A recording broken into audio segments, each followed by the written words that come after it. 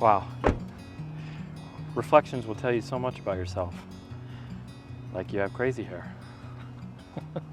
Things that camera lady didn't say until after we left. Y'all get crazy hair.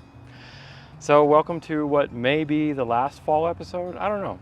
I've been working all day and I've got a lot of videos coming up that have things that I have to do and, you know, like narratives and whatnot, but I just really wanted to go out one more day, see some fall colors, relax.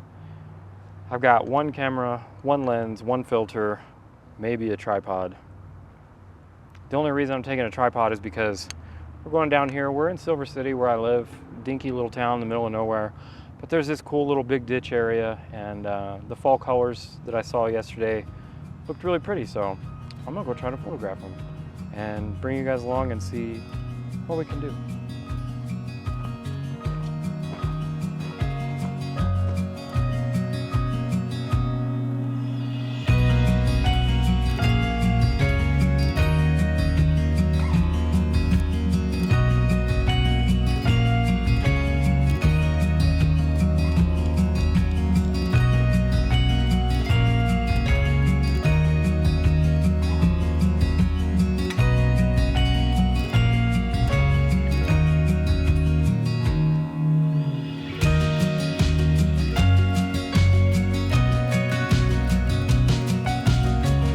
Well, there's definitely a lot of cool leaves and stuff. We had like a gnarly wind the other day though, and it seems to have put a expedition on fall. Look at this. Look at that tree. That's pretty new. I feel like that happened just recently. It's pretty gnarly. So I'm gonna go down there. That's the plan. That's the reason why I grabbed the tripod. Normally, I don't like the tripod, but I got a little polarizing filter on there. I think there's this big ditch here. It goes down and there's like these really cool old walls and stuff. And then there's like some fall colors along the walls. I think the goal is gonna be 2470, maybe some longer ends of the, 50 to 70 type stuff. And some more intimate details so that you don't see the rest of this. So let's go down there and see this.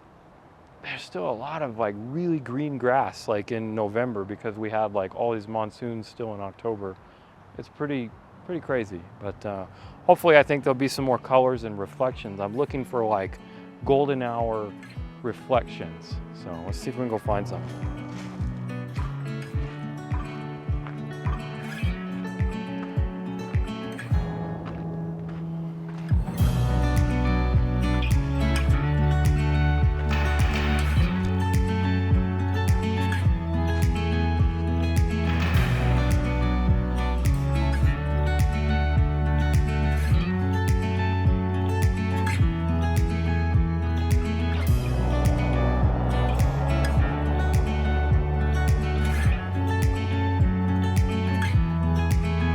All right, so we're getting out of this grassy stuff and we're coming into all of this granite. So fun fact about Silver City, this actually used to be Main Street back in the 1800s and it got flooded and like destroyed.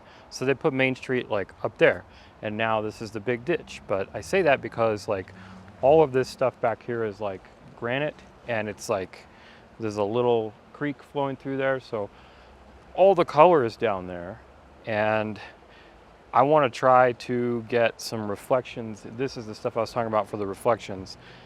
And I see a lot of good color down there. So I also kind of wish I had a longer lens for some compression of that color. But let's see if we can make 70 work. That guy singing back there, this town.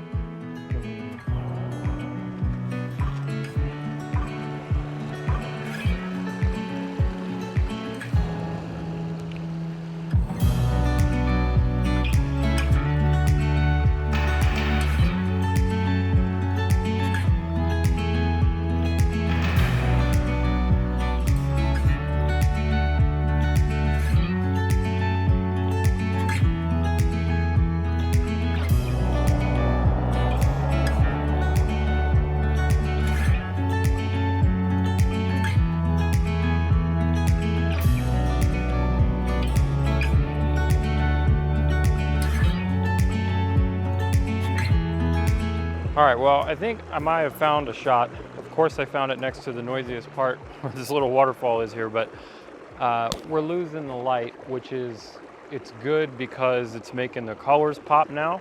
So if you look here, we've got, in the bottom, we've got this little waterfall bit there. We've got the reflections is what I'm after. Again, with those colorful trees and the cool ditch, you know, and everything going in. And the ditch is kind of like V'ing into the distance, which is pushing you towards where I want you to go. Now I'm just deciding on, do I like this vertical shot that's wider, or do I want to tighten it up and even go, even I could go horizontal. So I'm not sure if I like the wider bit where we have the bridge and we have less of the sky. I do want to cut that sky out because it's blowing out the photo. But if we zoom in a little bit, you can see the color there. But then we have two problems. We have that thing right there, which can be photographed out or photoshopped out. But the longer your focal range is, the more prominent that is in the shot. The other problem we have is then we lose all of the reflections, you know. So if we come out more, I'm still thinking I really like that reflection. And even though the sky is blown out, I think the reflections make it worth it. So I kind of have to pick and choose which compositional elements I think are going to be like overpowering, you know, or which pro is going to outweigh the con. So, and I can also HDR that a little bit, but I think I'm going to grab that. And I have the circular polarizer on there, but you know what? I don't want it polarized actually in this case, because I do want the reflection. I don't want to cut the reflection out. The thing that's worrying me right now is that I don't think my tripod is tall enough for the exact composition that I wanted. So this is what I'm looking at now, and that's cutting off a lot. There's a little bit of a crop here. So I want to see it because I can't back up any more than this. So let me see if I can make this work. All right, that looks like it just might be just enough. I'm gonna do, there's nothing super close to me. I mean, this leading line here is kind of close. I'm gonna focus like a third of the way through, and I'm gonna put it to like f16, and I'm gonna call that good. I'm not gonna worry about focus stacking for this shot. I am going to focus, I am going to exposure bracket though. I'm gonna go ahead and get one for the sky back there. So that's showing me that I'm a stop underexposed. I'm at f16 at half a second. I'm gonna grab that, and then I'm gonna do one more, and I'm gonna bring it up to what it says is fully exposed now, 1.3 seconds. That's gonna give me the light that I want in front, but that's also gonna slow down this waterfall just a little bit. Not like you're gonna see it anyways, but it will smooth out the water a little bit.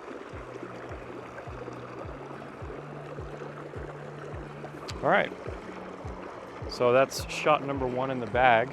Let's keep going before, I think we're gonna start losing light fast, both for me and for camera lady. So luckily we got a 1.8 on there, but I don't wanna be fumbling around here in the dark. So let's go try to get a couple more shots and see what we can do in the evening light.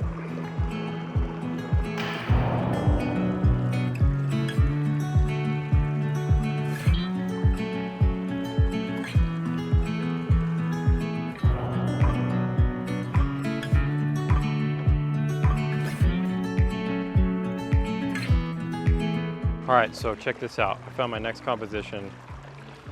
Again, there's a little bit cropped there, but I really like this leading line is a lot stronger, I think. And then not to mention, you've got all this color. It's got this dark leading line of the river, and then it's just pointing right there to all the beautiful color on that side of the wall. And then because of the evening light, that color is really popping. So I think I'm liking this way better. We also have this little rock down here that's like a little island, you know, and it's creating a nice, really low foreground subject, an initial subject because of the contrast, and then it's just pushing. So I'm still f/16, I'm still only single shotting it, focusing like a third of the way in. I'm at 2 seconds now, so I am using my polarizer now, because here's the thing about polarizers, that this can hurt you. The wider you shoot, you're not going to be able to polarize the entire field of view if you're shooting too wide. So I'm on a 24 millimeter. So if we look here, look back there and just look at all the water. And when I shift this, so that's completely unpolarized, okay? But the glares back there, I want to keep those. But this glare right here, I don't want that. That's where the polarizer is going to work in my favor. So I'm going to darken that up. And if we turn this, now that's creating a lot more contrast in this area. And then we still have a little bit of glare on this edge, which is going to give me the color that I want. And that's the thing. The other thing that people don't remember or think about polarizers is that you don't have to do all or nothing. It doesn't have to be 100% polarized or nothing at all. It can be in between. I'm only polarizing a little bit to get the shot that I want. I also like the spattering of leaves, like all of these leaves down here. You just gotta, the downside of being in this area, this ditch area, is really cool, but we have a lot of monsoons in this town, and whenever they come through, they bring a lot of trash from, you know, throughout the city and stuff. So you gotta watch out for, try not to photograph trash. But I think that's looking pretty strong. I had said that I wanted something that's like that I anticipated being a little tighter on the long end, but so far I've been shooting completely wide, and that's surprising because it's not what I wanted. But that's what I've been seeing since I'm out here. There's starting to be nice color up there. Of course, we're not in a position to do it. So I'm just gonna walk around this and see. The other downside of tripods is you really gotta be careful. Like once you put your tripod down, you know, you have a tendency to leave it there and like not move around as much because it takes time to set up.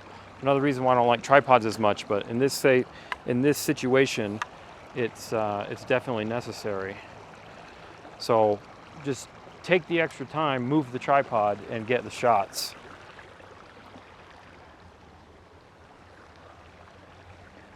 But what I really like to do is, this might help you, is use the live view on the back, you know, and just walk around with it. That's what I do a lot, and then I end up taking the shots or whatever. But then that also allows you to rotate it, you know, and then I can see, like, okay, look at, you know, do I want to get down low and get something like that? Do I want to turn it and get something like this? I found this scene, if we back out, and I'm really liking it. I'm really liking that tree. I'm really liking that fall color there. I'm really liking this tree in the foreground, and then I'm really liking the dark water. And we're in full-blown, like, amazing sunset right now, which is unfortunate that I'm not going to be able to get any of that here. But what I don't like is it's cropped off, but this whole big patch is like big brown patch of nothingness that either I'm going to have to zoom in on, or I'm going to have to crop out with a little bit wider of a shot. So don't be afraid to crop out. And now we're like, I'm at f/16 still, but now to get a perfect exposure down here, I'm gonna stop under, and I'm at 6 seconds. So that's really gonna smooth the water out.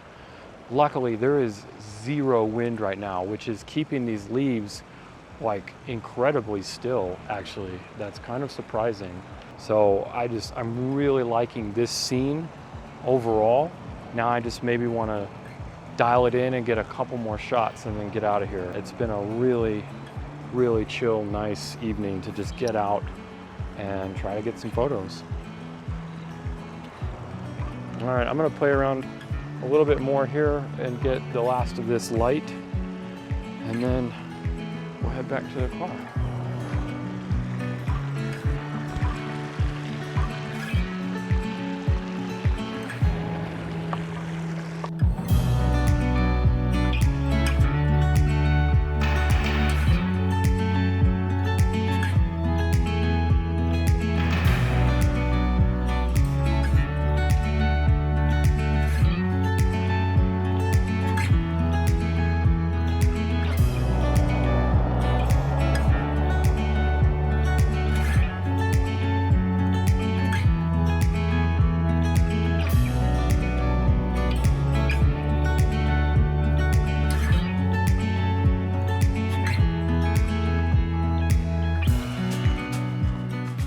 All right, well, made it back to the car.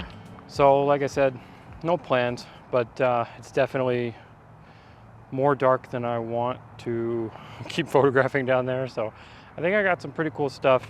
I know there's more compositions down there, I think, but it was really fun to get one last like in-town local fall scouting session in. So I'm gonna call it a night. I think that was it. This was pretty simple, just out and about enjoying the videos. Sometimes I just feel like as a YouTuber I need to do videos that like aren't so like thought-provoking or clickbaity titles, or I just want to go out and take some pictures, you know. So hopefully you guys enjoyed that, and hopefully, you know, walking through some of my process helped you see like just kind of what's in here going into what's out there. And yeah, just anything in the comments. If you're still here, I super appreciate it. Hit that like button for me, because that's the best thing you can do for the channel, that and commenting. And you know, I'll definitely answer them, so hit me up in the comments. Thanks for watching, and I'll see you in the next one.